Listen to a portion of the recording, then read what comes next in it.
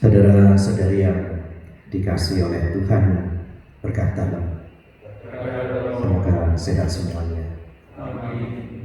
Di makam-makam orang Katolik itu biasanya ada satu kekasan, di batu nisannya itu selalu ditulisi entah ayat-ayat kitab suci atau ungkapan-ungkapan yang sangat sering dilihat itu. Misalnya dalam bahasa Latin itu ada tulisan hodie mihi tras tibi. Jadi artinya sekarang aku, besok kamu. Jelas maksudnya ya. Sekarang aku, besok kamu. Artinya semua orang itu pasti akan mati. Semua orang pasti akan masuk ke dikuburkan seperti itu. Saudara-saudari yang terkasih, seringkali kita bangga dengan sesuatu yang kita miliki. Misalnya benda yang mahal lah, jam, mobil, atau sesuatu yang sangat berharga yang misalnya kita katakan mahal sekali gitu. Tetapi yang namanya benda bisa dipastikan suatu saat pasti akan rusak dan aus, lalu hanya akan dibuang begitu saja. Lalu misalnya bandingkan lagi dengan tumbuhan. Tumbuhan itu juga sama. Kalau kita nanam dari kecil, dari biji, itu dari biji tumbuh, lalu tua. Kalau nggak dipotong ya sampai tua, layu, kering, mati. Ya. Hewan juga sama. Lahir itu menjadi besar. Kalau itu bisa dipotong, kalau nggak tua, sakit, mati. Manusia pun juga sama. Mengalami dilahirkan, remaja, dewasa, tua, sakit, mati. Lalu kita boleh merenungkan begini, lalu apa bedanya?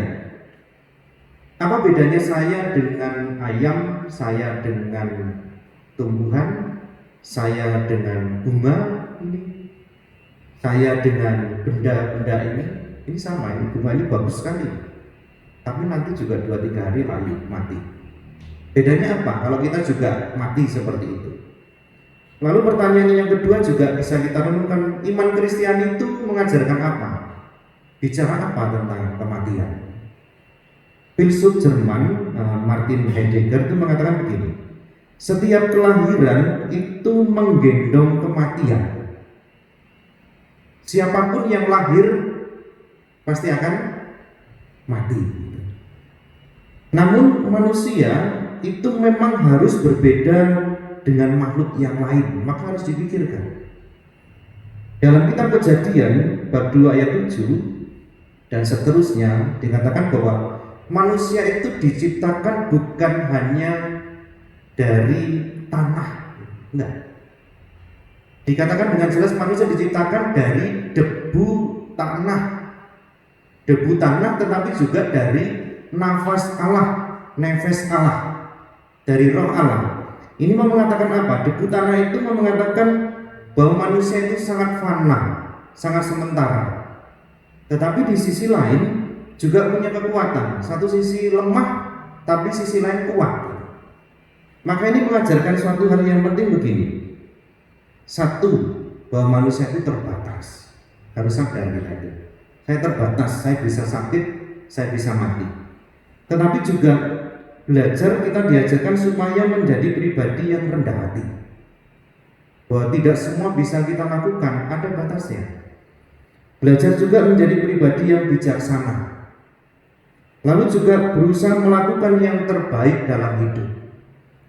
Dan ini kita usahakan karena kita menyadari bahwa di samping ada kelemahan, kita itu juga punya kekuatan karena diberi roh, nafas Allah sendiri. Bukan hanya kita bergulat dengan kelemahan kita saja, tapi kita juga harus yakin, punya harapan dan iman bahwa saya bisa menjadi baik.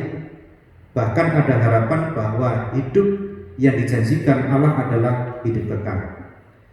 Jika demikian, bagaimana kita menghayati kematian? Sekali lagi kita kembali ke situ. Jelas, bagi orang Kristiani kita dipanggil untuk mati dalam Kristus. Mati dalam Kristus artinya mati dalam rahmat Kristus. Artinya apa? Kematian kita sebagai orang Kristiani adalah keikutsertaan dalam kematian Kristus, supaya kita dapat ambil bagian dalam kebangkitan Kristus. Kalau tidak, ya mati-mati begitu saja, seperti hewan tumbuhan. Tetapi kalau kita ikut serta dalam kematian Kristus, maka pasti kita ikut ambil bagian dalam kebangkitan Kristus, yaitu kehidupan kekal itu sendiri. Dan itu yang dijanjikan Yesus. Caranya bagaimana? Kita harus dekat dengan Yesus dan hidup selaras dengan Yesus. Jalan Kristus adalah jalan kita, walaupun yang ditunjukkan Kristus kepada kita adalah misalnya jalan salib, susah, jalan kerendahan hati, jalan kemurahan hati, jalan kesucian, jalan pengosongan diri, korban. Dan ini tidak gampang, maka seringkali orang juga tidak bisa mencapai seperti yang diharapkan Yesus. Maka ketika dia meninggal, ada orang yang bisa langsung bersatu dengan Bapa di surga, tetapi juga orang yang sebenarnya hidup dalam rahmat tetapi masih punya kelemahan dan dosa. Mereka itulah yang kita yakini sekarang ini masih ada di api penyucian. Mereka tidak bisa mengubah hidupnya lagi, nasibnya tergantung dari belas kasihan dan pengampunan Allah, tetapi juga tergantung dari doa-doa kita gereja yang masih hidup di dunia ini. Maka secara khusus gereja juga memberi waktu, misalnya hari ini, tapi juga selama sebulan ini, supaya kita mengingat, mengenang dan berdoa bagi mereka. Dan pada waktunya nanti mereka juga akan berdoa untuk kita ketika mereka mulia di surga. Tetapi ini juga menjadi permenungan bagi kita yang masih bersiaran di dunia ini, supaya yang pertama, berjaga-jaga. Kita nggak tahu kapan sih kita akan meninggal. Orang yang berjaga-jaga itu bukan tegar, bukan takut, tetapi dia siap. Orang yang siap itu nggak masalah, mau dipanggil sekarang, nanti, besok, karena saya hidup dalam rahmat Allah. Yang kedua, maknailah hidup kita sebagai semata-mata hadiah rahmat dari Allah. Jadi hidup ini bukan milik kita, nanti akan kita persembahkan lagi kepada Allah. Ini menjadi ringan kita, menjadi bebas untuk juga datang lagi kepada Allah. Yang namanya pulang ke rumah Bapak enak, uang pulang kok. Kan bukan, seringkali kita tidak mengungkapkan orang itu sudah mati tapi pulang kembali ke rumah Bapa. Yang namanya pulang itu harus disyukuri, harus dengan sukacita, dengan gembira.